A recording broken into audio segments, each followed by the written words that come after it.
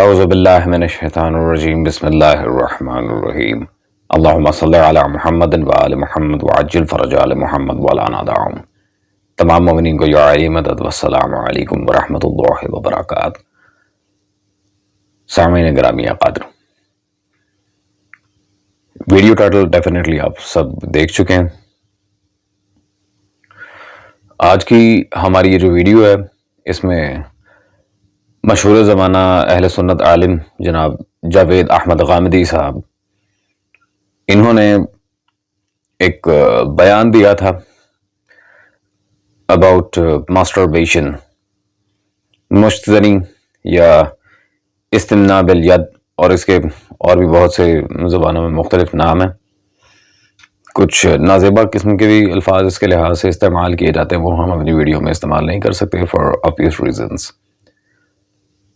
اس کی حلال ہونے پر اور اس کے مباح ہونے پر نعوذ باللہ انہوں نے کچھ بات کی تھی اپنے ایک ویڈیو کلپ میں۔ وقت ضائع کیے بغیر چلتے ہیں ان کے کلپ کی طرف، اس کے بعد انشاءاللہ تبارک و تعالی صرف اور صرف اہل سنت دلائل کے ساتھ ہم آپ کی خدمت میں صحیح جواب عرض کریں گے۔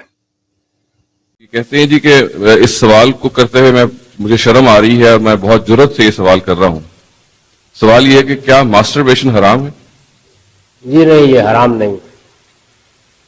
یہ بہت اچھی طرح سمجھ لیجئے کہ ہمارے دین میں جو چیز حرام کی گئی ہے وہ کسی غیر سے جنسی تعلق پیدا کرنا ہے۔ یہ بات خود قرآن نے بھی واضح کر دی ہے اور اہل علم نے بھی اس کو ٹھیک سمجھا ہے۔ قرآن نے بہت واضح کر دی ہے۔ آپ چاہیں تو اس پر میرا ایک تفصیلی آرٹیکل ہے، وہ میری کتاب مقامات میں ہے، میرا خیال ہے اس کا انگریزی میں بھی ترجمہ ہو چکا ہے۔ اس میں نے ان تمام دلائل کو بھی بیان کر دیا۔ یہ بالکل حرام نہیں۔ مجھے یاد ہے جن بزرگوں سے میں نے زندگی کے آداب سیکھے ہیں ان میں مولانا سید ابو اللہ صاحب مودودی کی شخصیت بڑی غیر معمولی ہے اور مجھ پر ان کے بہت اثرات ہیں الحمدللہ۔ جی سامعین گرامی قادر، ڈیفینیٹلی آپ نے جاوید احمد غامدی صاحب کی ویڈیو دیکھ لی، اور ساتھ ایک اور ایڈیشنل کلپ بھی ہم نے لگا دیا تھا جس سے یہ واضح ہو جائے کہ جاوید احمد غامدی صاحب اگر ہم مفسرین کو ان کے سامنے پیش کرتے ہیں تو کس مفسر کو اپنے لیے اتھارٹی مانتے ہیں، تاکہ اختلاف کی کوئی بات ہی نہ رہے۔ جاوید احمد غامدی صاحب نے جو اپنی کتاب کا حوالہ دیا مقامات، جاوید احمد غامدی صاحب کی جو اپنی کتاب ہے، اس کے اندر حضرت کہہ رہے تھے کہ میں نے ایک آرٹیکل لکھا ہے، اسے یہ بات ثابت کی ہے کہ یہ پرمیزیبل ہے، یہ بالکل جائز ہے، مشتنی یا استمناء وغیرہ جو بھی ہے، نعوذ باللہ ماسٹربیشن کے تحت وہ یہاں بات کر رہے ہیں۔ یہ اپنی اس کتاب میں پیج نمبر 319 میں انہوں نے جو وضاحت دی ہے وہ یہاں پر لکھتے ہیں، یہی صورت حدیث کی ہے، اس کے ذخائر بھی اس کے متعلق کسی ایسی روایت سے خالی ہیں جو محدثین کے نزدیک قابل قبول ہو، چنانچہ اس معاملے میں صحیح مسلک وہی ہے جو امام ابن حزم نے اپنی کتاب المحلہ میں پورے دلائل کے ساتھ پیش فرمایا ہے۔ پھر سند کے ساتھ بتایا کہ حسن بصری، عمرو بن دینار، زیاد ابو العلا اور مجاہد جیسے بزرگ بھی استمناء بالید کی اباحت کے قائل تھے۔ اس طرح کی چیزیں بالعموم صحابہ کرام ہی سے روایت کرتے ہیں، لا حول ولا قوت الا باللہ۔ یہ بالکل واضح عبارت آپ نے جاوید احمد غامدی صاحب کی کتاب سے دیکھی ہے، گویا کہ وہ صحابہ کو بھی اس عمل میں شامل کر رہے ہیں۔ استغفر اللہ ربی واتوب الیہ۔ جاوید احمد غامدی صاحب، آپ سے ایک بہت ہی مخلصانہ عرض ہے ہماری، وہ یہ کہ اگر آپ اسلام کا یہ چہرہ بنا کر پیش کریں گے تو مخالفین مکتب اسلام جو ہمارے اس دین مقدس کے مخالفین ہیں وہ پھر اس کا سوائے مذاق اڑانے کی اور کوئی بات نہیں کریں گے۔ وہ سیدھی سیدھی بات یہ کریں گے کہ اگر تو یہ جائز فعل ہے تو آپ کے علماء یقیناً اسے جائز سمجھ رہے ہیں کیونکہ اللہ اور رسول خدا صلی اللہ علیہ وسلم نے کہا ہوگا، تو نعوذ باللہ من ذالک انتہائی شرمناک بات ہے کہ ان کے سامنے پھر آپ اس کی اباحت کو یا اس کی حلیت کو من اللہ و من رسول صلی اللہ علیہ وسلم ثابت کرنے کی کوشش کریں۔ آپ نے جو عبارت دکھائی ہے وہ یا تو آپ نے جان بوجھ کر اس میں خیانت کی ہے یا پھر آپ کے علم میں نہیں، اور کسی کی علم میں نہ ہونا اس بات کی کبھی بھی دلیل بیان نہیں ہوا کرتی کہ ایسا اصلاً واقعہ ہوا ہے۔ सामईन गिरामी क़द्र, सूरह मुमिनून की आयत नंबर 5 में अल्लाह तबारक व तआला ने बिल्कुल वाज़ेह इरशाद फरमाया, बिस्मिल्लाहिर्रहमानिर्रहीम, वल्लज़ीना हुम लिफ़ुरूजिहिम हाफ़िज़ून। हिफाजत शर्मगाह के लिहाज से या परवरदिगार खलाइक ने बात की है। और अभी जैसा कि सामईन गिरामी क़द्र आपने देखा, जो दूसरी वीडियो का क्लिप हमने ऐड किया उसमें ये अल्लामा मौदूदी साहब को अपने असातिज़ा में शामिल कर रहे थे। तो ये मौदूदी साहब इसी आयत के ज़ैल में सूरह मुमिनून की तफसीर के चैप्टर में उनकी तीसरी जिल्द तफ़हीमुल कुरान मेरे पास मौजूद है, जो सबसे पहला इस्तदलाल मैंने चाहा कि गामिदी साहब के फेवरेट मुफस्सिर के यहाँ से ही किया जाए। मौदूदी साहब ने इसमें सफ़ा नंबर 265 पर सूरह मोमिनून के चैप्टर में as I said point number 3 में यहाँ बिल्कुल वाज़ेह किया है कि सिर्फ एक इस्तिम्ना बिल यद मास्टरबेशन के मामले में फ़ुक़हा के दरमियान इख्तिलाफ है। इमाम अहमद बिन हम्बल इसको जायज़ करार देते हैं, इमाम मालिक और इमाम शाफ़िई इसको क़तई हराम ठहराते हैं, और हनफिया के नज़दीक अगरचे ये हराम है लेकिन वो कहते हैं कि वो उन्होंने कुछ बातें की हैं कि ज़िना ना करे, ये इस्तिम्ना कर ले, या ऐसी कोई बात है हराम उनके नज़दीक भी ये अज़ तहक़ीक़ अल्लामा मौदूदी ये मास्टरबेशन हराम है। गामिदी साहब तो यहाँ पे अल्हम्दुलिल्लाह बात वाज़ेह हो गई है कि अक्सर जो फ़िक़्ह हैं अहले सुन्नत वल जमात में, क्योंकि शिया मज़हब में तो इसमें कोई दूसरी राय है ही नहीं, हमारे नज़दीक ये बिल्कुल क़तअन हराम है, क्योंकि हमारे मसादिर में, हमारे मनाबे हदीसिया में जो आज नबी सल्लल्लाहु अलैहि वसल्लम ता आइमा मासूमीन सल्लल्लाहु अलैहि मजमाइन रिवायात आई हैं, उसमें मुश्तज़नी के जायज़ होने का कोई इम्कान नहीं, ये क़तअन हराम है। और आपके यहाँ भी अक्सर जो उलमा हैं वो इसकी हुर्मत के कायल हैं, ना कि इसके हलाल होने के। अब ये अक्सर का लफ्ज़ जो मैं यूज़ कर रहा हूँ ये मेरी कोई ज़ाती इख्तिरा नहीं है, इस पर अल्हम्दुलिल्लाह दलील रखता हूँ। जैसे कि इमाम कुर्तबी की ये जिल्द नंबर 6 मेरे पास मौजूद है, तफसीर कुर्तबी, अहले सुन्नत के जय्यद इमाम, उन्होंने भी सफ़ा नंबर 426 सूरह मोमिनून की तफसीर में जब इस्तिम्ना पर बात की तो बिल्कुल वाज़ेह यहाँ पर कहा कि अक्सर उलमा इसकी हुर्मत के कायल हैं। बाज़ उलमा ने कहा है ये अपने साथ बुराई करना है, ये वो मासियत है जिसको शैतान ने इजाद किया। अल्लाहु अकबर। ना सिर्फ हराम कहते हैं बल्कि इसे फ़िअल इब्लीस भी कहते हैं। अल्लाहु अकबर। सामईन गिरामी क़द्र, इसी तरह ये तफसीर बग़वी, इमाम बग़वी की मेरे पास मौजूद है, अल मारूफ मालिम तंजील, और इसकी जिल्द नंबर 4 है इस वक्त मेरे पास।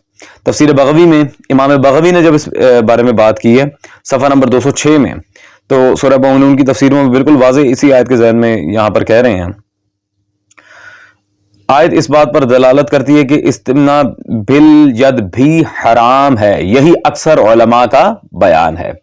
उन्होंने भी इस्तिम्ना बिल यद को हराम करार दिया है, और यही कह रहा हूँ कि ये अक्सर उलमा का बयान है, इसमें कोई दूसरी राय है ही नहीं, अल्हम्दुलिल्लाह। और सामईन गिरामी क़द्र, इसी तरह ये तफसीर रूहुल बयान मेरे पास मौजूद है, इस्माइल आफंदी की, मोतबर तरीन तफासीर अहले सुन्नत में इसका शुमार होता है। इसकी ये जिल्द नंबर 6 है, और इसमें सफ़ा नंबर 256 पे उन्होंने भी यही पॉइंट रखा है कि इसीलिए मुश्तज़नी को भी हराम और तजावुज़ अनिल हद करार दिया गया है। तो ये सारे जय्यद उलमा व आइमा अहले सुन्नत की तफासीर हम आपके सामने पेश कर रहे हैं, अल्हम्दुलिल्लाह। तो सामईन गिरामी क़द्र, अगर मैं इस तरह तफासीर एक एक करके दिखाता जाऊं तो वो बहुत सारे दलाइल हैं टू बी ऑनेस्ट, जो इस बात पर दलालत करते हैं कि ये मास्टरबेशन ये बिल्कुल हराम है, और जो गामिदी साहब ने अपनी किताब में कहा है या अपने तकरीर में कहा है वो कोई दलील नहीं है, इसकी हुर्मत के अदम जवाज पर कोई दलील नहीं है। और दूसरी सबसे बड़ी बात, जिनकी ये तारीफ़ें करें इनके उस्ताद मौदूदी साहब ने भी, जो अक्सर उलमा का और फ़ुक़हा और आइमा अरबा में से कसरत का फार्म लिखा है, यानी कि आप कह लें कि सिवाय अहमद बिन हम्बल के सारे ही उलमा अल्हम्दुलिल्लाह इसे हराम कहते हैं। तो आगे चलते हैं सामईन गिरामी क़द्र, अल्लाह जाने वो कौन सी सनद है। और इब्ने हज़म, इब्ने जौज़ी, इब्ने तैमिया, पहली बात तो यह है कि जिनका नाम गामिदी साहब ने अपनी किताब में बयान किया है वो अहले सुन्नत के अंदर इंतहाई मुतनाज़ा तरीन शख्सियत है।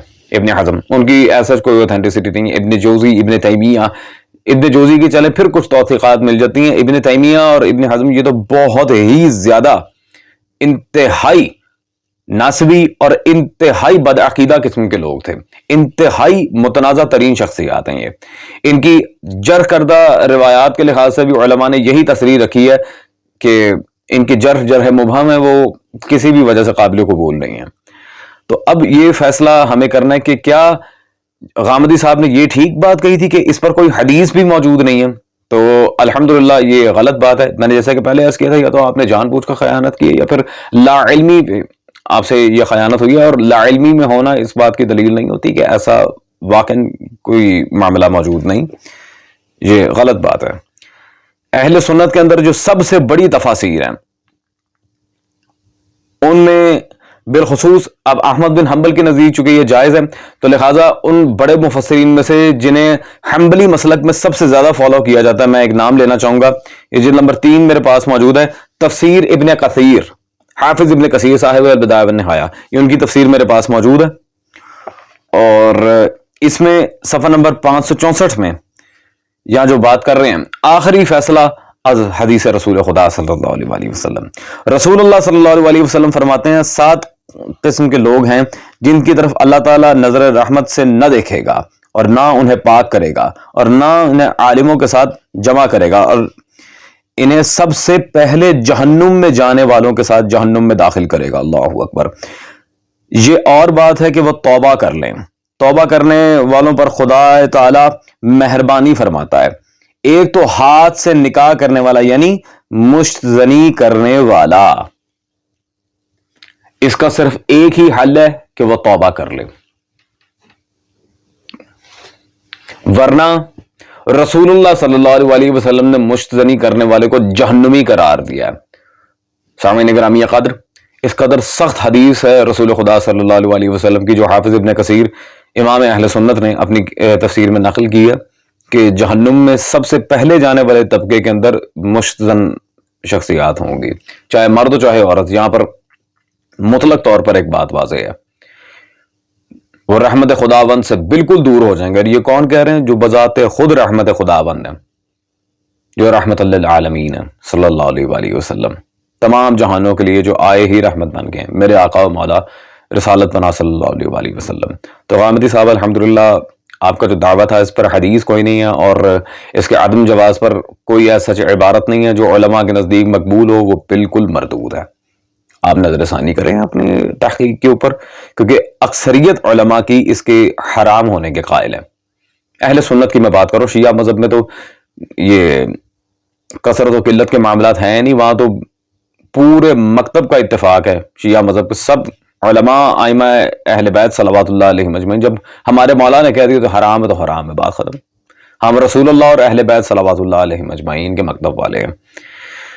میں نے یہ ویڈیو اس لیے ریکارڈ کی ہے تاکہ برادران اہل سنت جو آپ سے متاثر ہیں وہ کائنڈلی ان کتابوں کو چیک کریں، اور ذاتی آراء پر چلنے والے خشک مذہب کو اسلام مان کر اس کی اتباع کرنا بند کریں۔ یہ مسلک اولیاء کا ہے، یہ مسلک اہل بیت کا ہے، یہ مسلک علماء کا ہے، یہ مسلک قرآن اور حدیث والوں کا ہے، یہ مسلک اہل رائے کا نہیں ہے۔ تو خدا را اپنے عقائد پر، اپنی تحقیقات پر نظر ثانی کریں اس سے پہلے کہ یہ دوسروں کے سامنے اسلام کی بدنامی کا باعث ہو۔ جزاکم اللہ۔